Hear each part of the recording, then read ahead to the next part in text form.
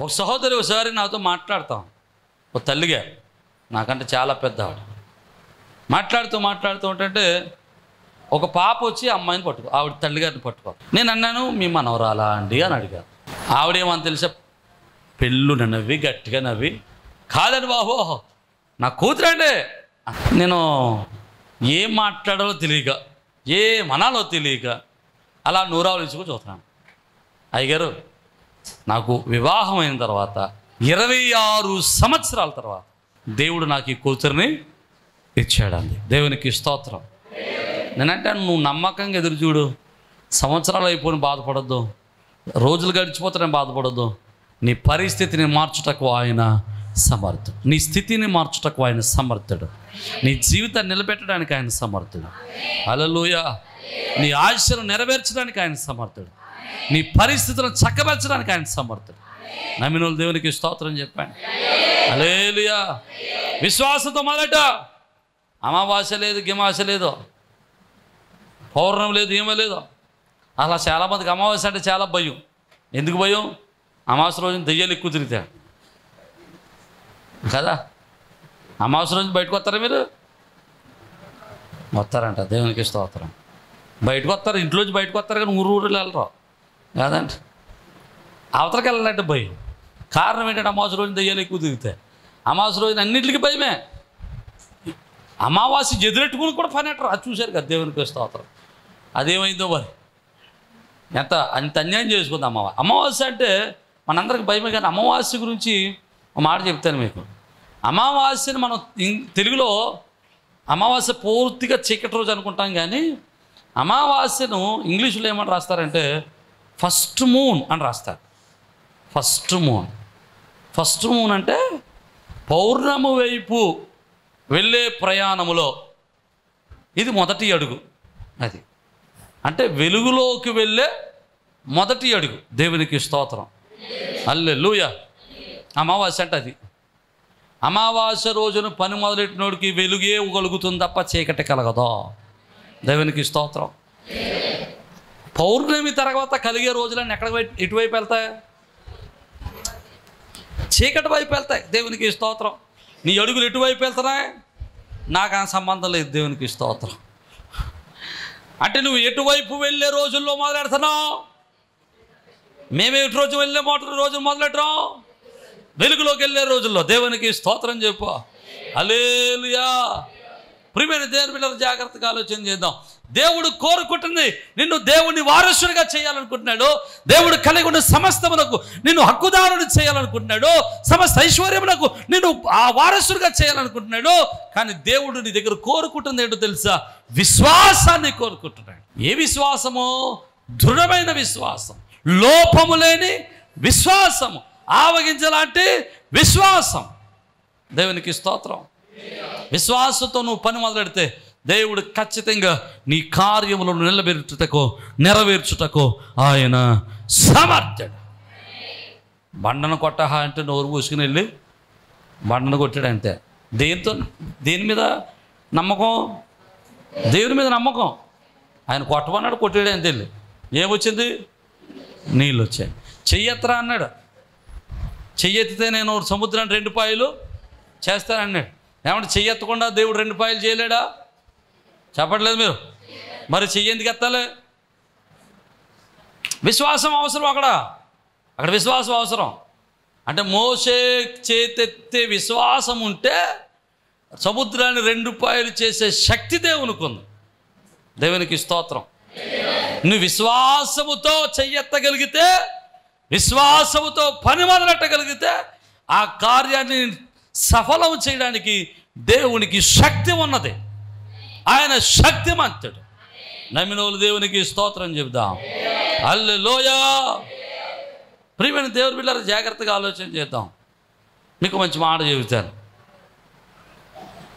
ప్రస్తుతం మేము పైన ఉంటున్నాం కదండి. పైన ఉన్న మాలో ప్రస్తుతానికి ఏ లోటులు తినడానికి కానీ, తాగటానికి కానీ, కట్టుకోవటానికి కానీ ఏ లోటు రాలేదు. ఏ బాధలు బంధులు లేవు. సుఖంగా ప్రయాణం సాగుతుంది. మరి ఇల్లు ఓపెనింగ్ ఎప్పుడు ఇట్టామంటే అమావాస్య రోజున ఇట్టాం. ఆ అమావాస్య కూడా ఇట్టాం. ఏ అమావాస్య అంటే గుడ్డ అమావాస్య. మరి గుడ్డ అమావాస్య రోజున ఇంట్లో దిగితే ఇంట్లో దెయ్యాలు తిరగాలి కదా. కానీ మా ఇంట్లో దేవుని కృప తిరుగులాడుతుంది. నమ్మితే దేవునికి స్తోత్రం చెప్దాం. హల్లెలూయా. రెండవది, మనం దేవుని వారసులం అవ్వాలంటే మనం కలిగి ఉండవలసింది ఏంటండి? విశ్వాసం. ఏ విధమైన లోపము లేని విశ్వాసం కలిగి ఉండాలి.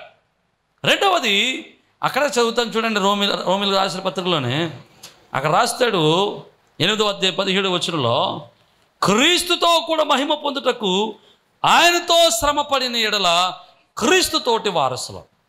ఎలాంటి వారసులం అని ప్రభు వాక్యం చెబుతుంది తెలుసా? దేవుని వారసులమే, కానీ ఎలాంటి వారసులం మనం? క్రీస్తుతో వారసులం.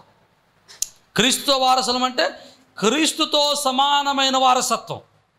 యేసుక్రీస్తు ప్రభుల వారు ఎలాంటి వారసత్వాన్ని అయితే ప్రభు దగ్గర కలిగి ఉన్నారో, ఎలాంటి అధికారాన్ని అయితే కలిగి ఉన్నారో, ఎలాంటి హక్కును కలిగి ఉన్నారో, ఎలాంటి బలమును కలిగి ఉన్నారో, ఎలాంటి స్వాతంత్ర్యాన్ని స్వేచ్ఛను కలిగి ఉన్నారో, ఎలాంటి కృపను ఆయన కలిగి ఉన్నారో, దేవుని రాజ్యములో యేసుక్రీస్తు ప్రభుల వారు ఎలాగున జీవిస్తూ ఉన్నారో, ఆయన నమ్ముకున్న వారు, ఆయన విశ్వాసం ఉంచిన వారు కూడా క్రీస్తుతో సమానుభవం కలిగిన వారై ఆయన రాజ్యపు వారసులుగా జీవించడానికి దేవుడు అధికారాన్ని అనుగ్రహించాడు. ఆమేన్. హల్లెలూయా. మనల్ని ఏదో విశ్వాసులుగా చూడడానికి దేవుడు ఇష్టపడడం లేదో, ఏదో మనల్ని ఏదో సాధారణమైన విశ్వాసులుగా ఉంచడానికి దేవుడు ఇష్టపడడం లేదో.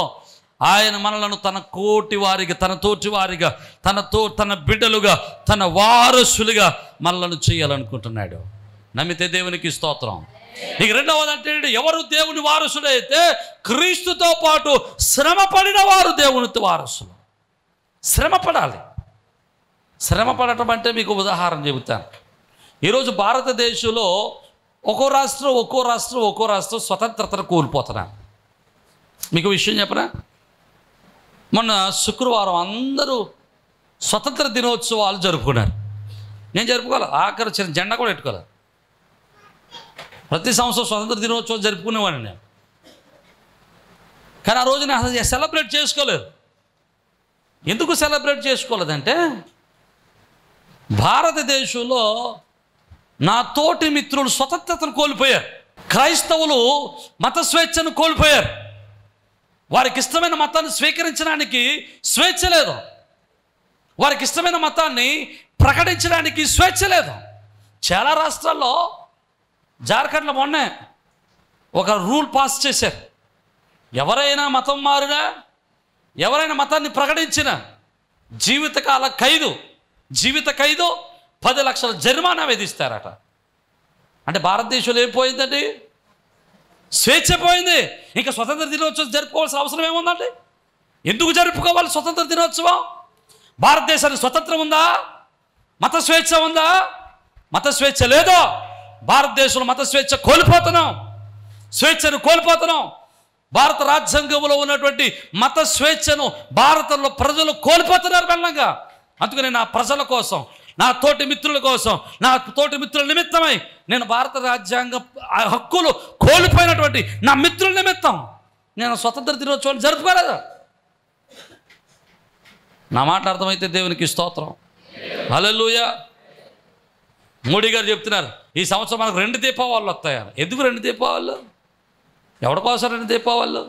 భారతదేశంలో నిజమైన స్వతంత్రత లేకుండా భారతదేశాన్ని కట్టుదిట్టలు చేస్తూ, భారతదేశంలో స్వతంత్రత లేకుండా స్వేచ్ఛను కాలు రాస్తూ 2 దీపావళులు ఎవరికి కావాలి? ఉన్న స్వతంత్రత ఇస్తే చాలు. దేవునికి స్తోత్రం చెబుదాం. హల్లెలూయా. మనుషుడు వాడికి ఇష్టం వచ్చిన మతాన్ని స్వీకరించడానికి రాజ్యాంగం హక్కు ఉంది. అయినా కానీ దాన్ని ఏం చేస్తున్నారు? పాడు చేస్తున్నారు. ఇప్పుడు అంటున్నాడు, ఆ రాష్ట్రాల్లో శ్రమలు పడుతూ ఉన్నారు, హింసింపబడుతున్నారు, శోధింపబడుతున్నారు. అంటున్నాడు, క్రీస్తు కొరకు హింసింపబడుతున్న వారు దేవుని వారసులు. దేవునికి స్తోత్రం చెబుదా. అనేక మంది క్రీస్తు విశ్వాసం కొరకు వారికి ఉన్న భక్తి కొరకు వారి ప్రాణాలను పెట్టిన వారు చాలామంది ఉన్నారండి. చచ్చిపోవడానికైనా ఇష్టపడ్డారు తప్ప విశ్వాసాన్ని విడిచిపెట్టడానికి ఇష్టపడలేదు. కారణం ఏంటో తెలుసా? వారు కలిగి ఉన్న భక్తి అటువంటిది. అందుకని వారు దేవుని వారసులయ్యారు. దేవునికి స్తోత్రం. ఈరోజు నేను అంటాను, ఇలాంటి శ్రమలు నీకు వచ్చినప్పుడు, ఇలాంటి కష్టాలు నీకు కలిగినప్పుడు, ఇలాంటి శోధనలు నీకు కలిగినప్పుడు నువ్వేం చేయాలి? సహనాన్ని కలిగి ఉండాలి, ఓర్పును కలిగి ఉండాలి. ఈరోజు రేపో భారతదేశంలో ఆంధ్రప్రదేశ్లో కూడా ఇప్పుడు ఉమ్మడి ప్రభుత్వం అండి. ఉమ్మడి ప్రభుత్వం అంటే ఏ ప్రభుత్వం ఇది? ఒరిజినల్గా చెప్పాలంటే బీజేపీ ప్రభుత్వమే నడుస్తుంది. ఇక్కడ బీజేపీ ప్రభుత్వమే నడుస్తుంది. ఈరోజే రేపో ఈ సంవత్సరం వచ్చే సంవత్సరమా ఆంధ్రప్రదేశ్లో కూడా యాంటీ కన్వర్షన్ బిల్లు, క్రైస్తవ వ్యతిరేక బిల్లులు రావో అని చెప్పడానికి ఆధారం ఏమీ లేదు. ఖచ్చితంగా రావచ్చు, వచ్చే అవకాశం ఉన్నది.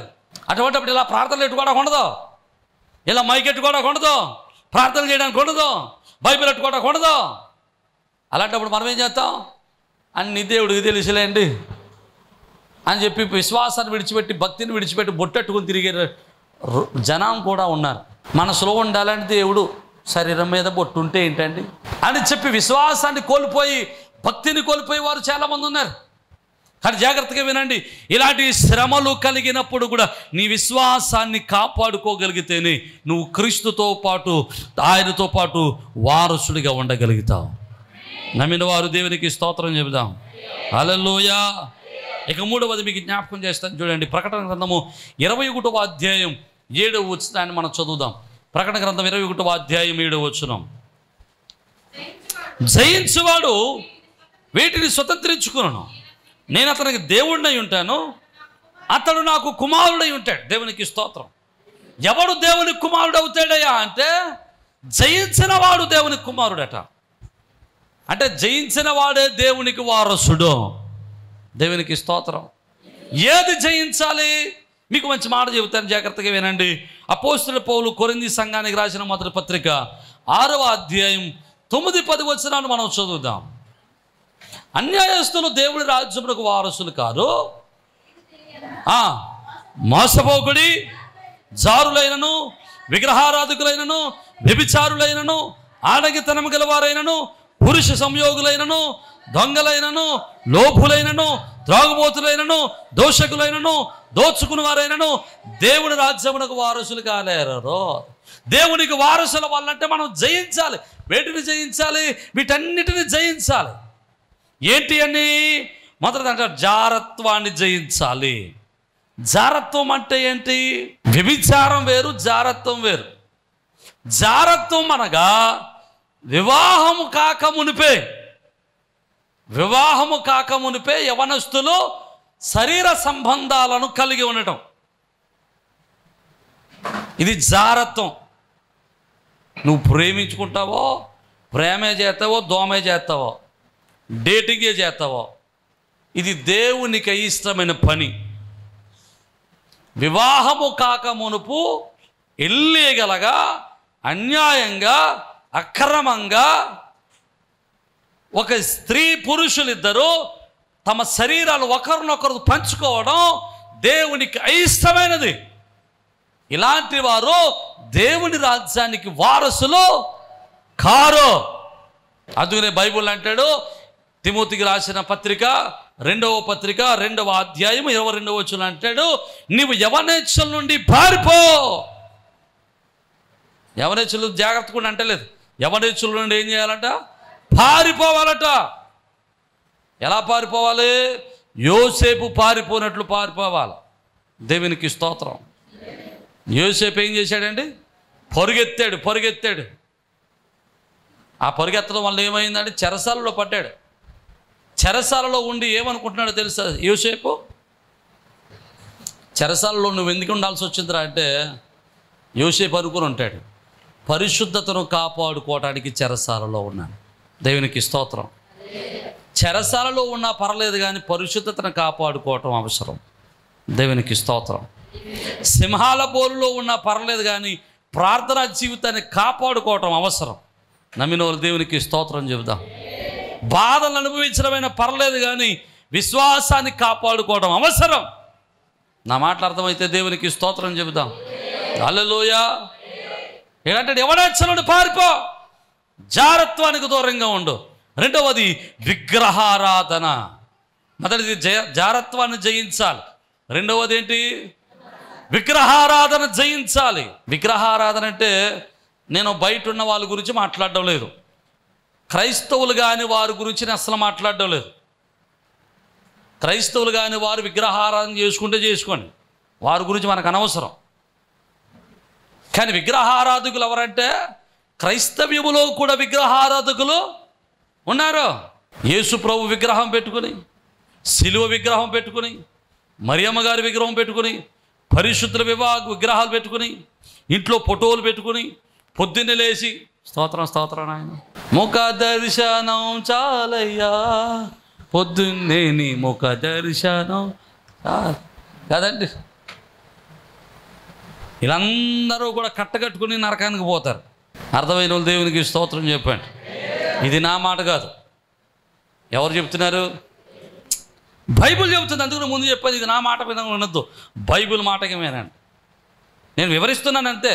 బైబిల్లో ఉన్న మాటలే చెబుతున్నాను, బైబిల్లో లేని మాటలు చెప్పలేదు. విగ్రహారాధన ఎలాగూ చేసినా, ఒకవేళ యేసుప్రభు బొమ్మ అనుకుంటున్నావు, నువ్వు యేసుప్రభు బొమ్మ పెట్టుకున్నావా? నువ్వు శాసనపు క్రైస్ట్లో బొమ్మ పెట్టుకుంటే జిమ్ము ఫోటో పెట్టుకున్నాం, కరుణామయుల్లో యేసుప్రభు బొమ్మ పెట్టుకుంటే విజయశాంతి ఫోటో పెట్టుకున్నాం. ఒక్కో సినిమాలో ఒక్కొక్కడు యాక్ట్ చేశాడు, వాడు ఫోటో పెట్టుకుంటున్నాం. కరుణామయుల్లో యేసుప్రభు బొమ్మ చేసుకుని పెట్టుకున్నాం అనుకోండి, దాని అర్థం ఏంటి?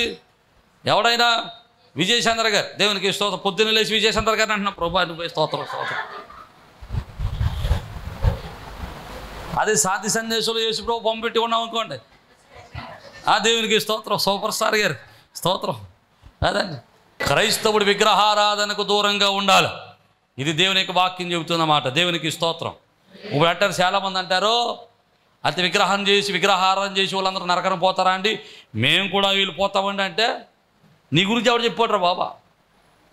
అసలు నీ గురించి బైబిల్ ఏం చెప్పట్లేదు. క్రైస్తవుడు విగ్రహారాధన చేస్తే నరకానికి పోతాడని చెబుతుంది. దేవునికి స్తోత్రం. ఇప్పుడు నువ్వు విగ్రహారాధన చేస్తే పరలోకం వెళ్తావు నువ్వు నమ్ముతున్నావు. నీ నమ్మకం అది, నీ నమ్మకం నీ వేడు. నా నమ్మకం నాది, నీ నమ్మకం నీది. నా నమ్మకం ఏంటంటే వాక్యం చెబుతుంది, క్రైస్తవ్యంలోకి వచ్చి, విశ్వాసంలోకి వచ్చి, భక్తిలోకి వచ్చి, ప్రార్థనలోకి వచ్చి, ఆ బాప్తిసాలు పొంది నమ్మకంగా ఉండి కొనసాగుతున్నటువంటి నీవు విగ్రహారాధనకు దూరంగా ఇది జయించాలి. ఇది చేయిస్తాడు సాతాను నిన్ను. తర్వాత వ్యభిచారము, వివాహమైన తర్వాత వేరొక పురుషునితోనూ వేరొక స్త్రీతోనూ శరీర సాంగత్యాన్ని ఏర్పాటు చేసుకుంటే దేవునికి అయిష్టమైనది. దేవునికి అయిష్టమైనటువంటి రెండు అతి ముఖ్యమైన పాపాలు ఏంటో తెలుసా? విగ్రహారాధన, వ్యభిచారం. రైట్. మూడవది ఆడంగితనము. ఆడంగితనం కలిగిన వారు కూడా దేవుని రాజ్యానికి వారసులు కాదు. రెండవది, నాలుగవది పురుష సంయోగులు, అనగా పురుషులు వివాహం చేసుకోవడం, స్త్రీలు వివాహం చేసుకోవడం, ఇలాంటి సాంగత్యాలు కలిగిన వారు కూడా దేవుని రాజ్యానికి వారసులు కానేరరు. తర్వాత ఇంకెవరు? దొంగోళ్ళు. దేవునికి స్తోత్రం. ఇప్పటి వరకు చెప్పుకున్నాయని మనకేమీ లేవు. దేవునికి స్తోత్రం. మనం జారులం కాదు, వ్యభిచారులం కాదు, విగ్రహారాధికులం కాదు, ఆడంగితనం ఉన్న వాళ్ళమో కాదు. అమ్మయ్య అనుకుంటే ప్రభు వారికి ఇంకొక గొప్ప బాణం వేశాడు. ఏంటిది? దొంగతనం అంట. దేవునికి స్తోత్రం. నేను ఎప్పుడు దొంగతనం చేయలేదన్న వాళ్ళు దేవునికి స్తోత్రం చెప్పండి. నిజమే చెప్పండి, అభ్యంతరం లేదు. మీ విషయం చెప్పరండి. మీరు అనుకుంటారు దేవాల మంది దొంగతనం చేయడం అంటే ఆ పక్కింటోడు ఈ పక్కోడు పట్టుకొచ్చేయడమే, లేకపోతే బ్యాంకులో దోపిడీ చేసేయడం అనుకుంటారు దొంగతనం. మీకు విషయం చెప్పరండి. పక్కోడుకు తెలియకుండా గుండు పీసట్టుకొచ్చినా, గుండు పీసుగా గుండు పీరీసి తెచ్చినా దొంగతనమే. అర్థమైన వాళ్ళు దేవునికి స్తోత్రం చెప్పండి. మన వస్తువు కానిది ఏది మన ఇంట్లో ఉన్నది దొంగతనమే. మీకు ఇంకో విషయం చెప్పరా? మనందరం పెద్ద దొంగలు. బైబిల్లో ఓ దొంగల గురించి జ్ఞాపకం చేస్తానే. మలాకీ గ్రంథం 3వ అధ్యాయం 8వ వచనం, మానవుడు దేవుని యొద్ద దొంగిలిన అయితే దేవునికి స్తోత్రం చెప్పండి.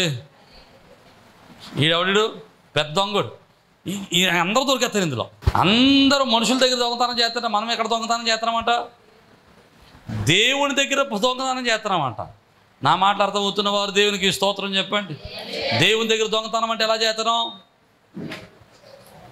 ఏ దొంగతనం చేస్తున్నాం దేవుని దగ్గర? బాబు రే వ్యాపారం దేవుడు అప్పుడు అడుగుతారంట, మీరందరూ దొంగోళ్ళే అని దేవుడు అంటే, అప్పుడు ఇలా అంటున్నారంటే మీరు అంటున్నారంటే ఏమని? మేము ఎప్పుడు దొంగతనం చేసామంటే మీరు ఎప్పుడు చూసారంటే మేము కూరగాయలు కోసుకొచ్చామా, వంకాయలు కోసుకొచ్చామా? అసలు మేము ఎప్పుడు వంకాయలు కోసుకు రాలేదండి. దేవునికి స్తోత్రం. కదండి. అప్పుడు అంటాడు ఆయన, అంటాడంట 10వ భాగము ప్రతిష్ఠితార్పణములను ఈయక దొంగలించారు. దేవునికి స్తోత్రం. అంటే 10వ భాగం ఇవ్వకపోవడం కూడా దొంగతనమే. నా మాటలు అర్థమైన వాళ్ళు దేవునికి స్తోత్రం చెప్పా. ఏది ఇవ్వకపోవడం దొంగతనం? నువ్వు సంపాదించిన ఆదాయములో, నువ్వు సంపాదించిన ఆస్తిలో 10వ భాగం ఇవ్వకపోవడం కూడా దొంగతనమే. ఈ దొంగలు కూడా ఎక్కడికి వెళ్ళరట? నేను చెప్పకూడదమ్మా కొన్ని విషయాలు. దేవునికి స్తోత్రం చెప్పండి. హల్లెలూయా. దేవుడి కుమారులుగా ఉండలేరా? ఎందుకు మనం అప్పులు పాలైపోతున్నాం అంటే ఆర్థికంగా మనం ఆశీర్వదించబడలేకపోతున్నాం. కారణం ఏంటంటే ఆర్థికంగా మనం దొంగల్లో, మనం దేవుని కుమారులుగా ఉండలేకపోతున్నాం. మనం దొంగతనం చేస్తున్నాం. వాక్యం చెప్తాను, నేను చెప్పలేదమ్మా. ఇది నా మాట కాదు. నా మాట అన్న వాళ్ళు దేవునికి స్తోత్రం చెప్పండి. అనుకుంటున్నాను, నేను చాలామంది అలా అనుకుంటారు. అదే 10వ భాగం గురువు చెబితే మాత్రం ఇది పాస్టర్ గారి మాట అనుకుంటారు. మిగతా అన్ని దేవుని మాటలే. దేవునికి స్తోత్రం చెప్పండి. ఇది నా మాట కాదు, దేవుని మాట. ఇప్పుడు చాలామంది ఏమంటారంటే 10వ భాగం మన కొత్త నిబంధనలో ఉందా అండి అని అడుగుతారు. తీయండి మత్తయి సువార్త 23వ అధ్యాయం 23వ వచనం. అయ్యో వేషధారులారా, శాస్త్రులారా, పరిసయ్యులారా, మీరు పుదీనాలోను, సోపులోను, జీలకర్రలోను. అంటే 10వ వంతు ఎక్కడ కూడా తీయాలంట. అయ్యో అసలుకే దిక్కులేదు కాబట్టి కొసరు కావాలంటే ఎవడో. దేవునికి స్తోత్రం. చెప్పండి. పుదీనాలోను, సోపులోను, జీలకర్రలోను 10వ వంతు చెల్లించి ధర్మశాస్త్రంలో ప్రధాన విషయములు అనగా న్యాయము, కనికరం, విశ్వాసం విడిచిపెడితిరి.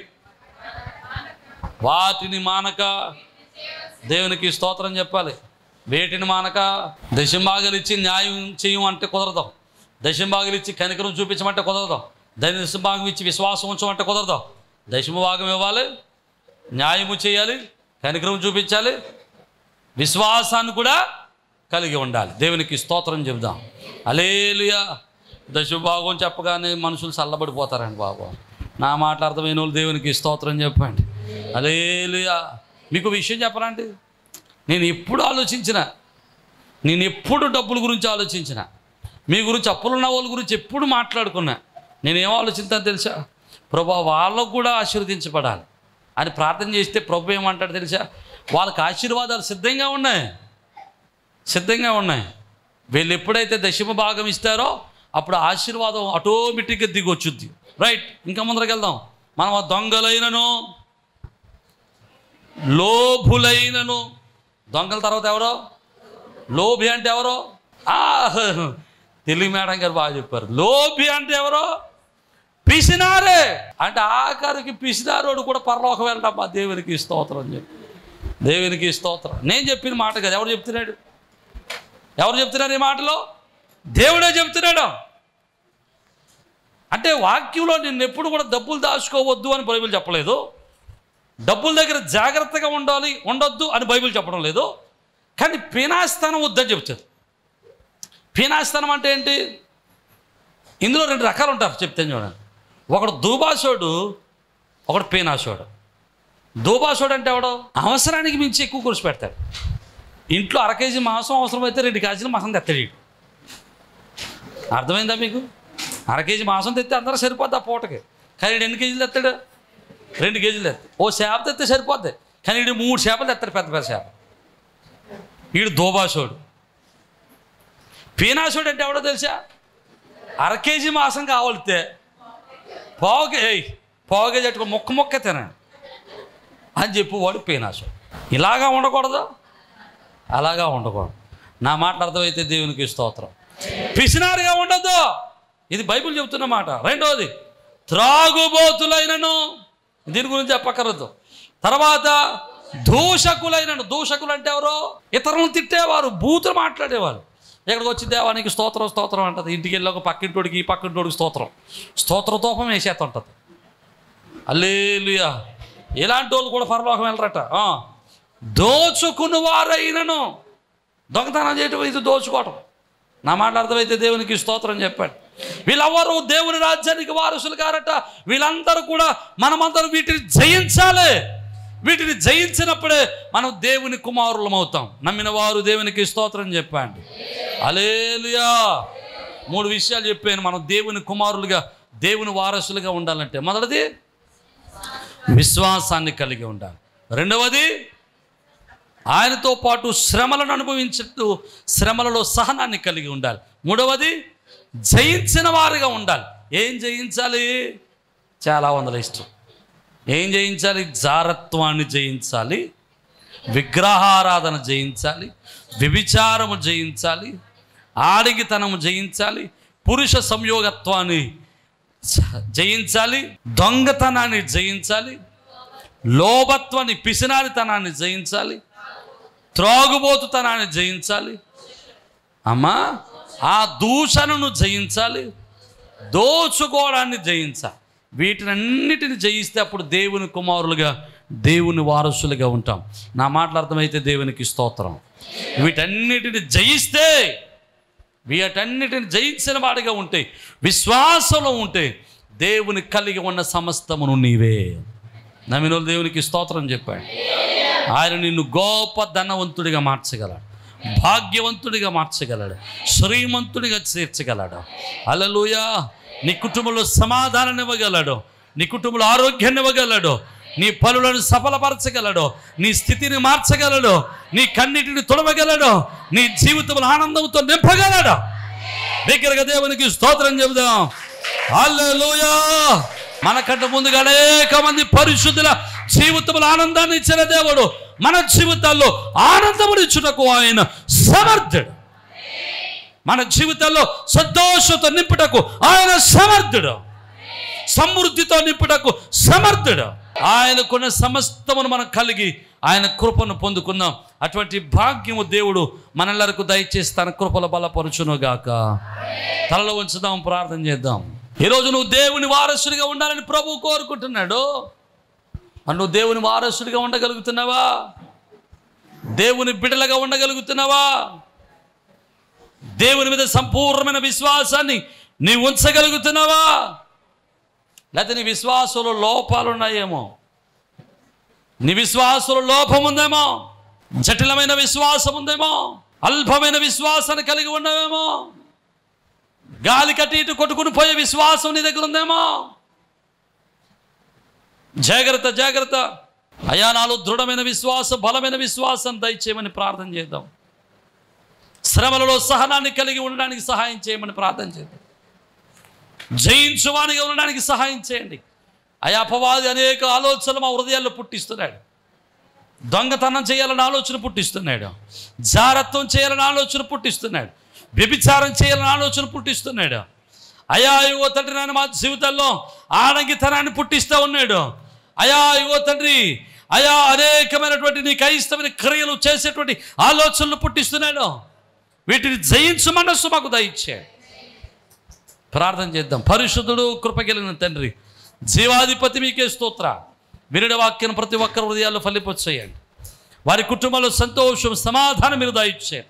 నీ రక్తము చేత కడగండి నాయన, నీ బలము చేత నింపండి ప్రభువా, నీ అభిషేకం చేత నింపండి ప్రభువా.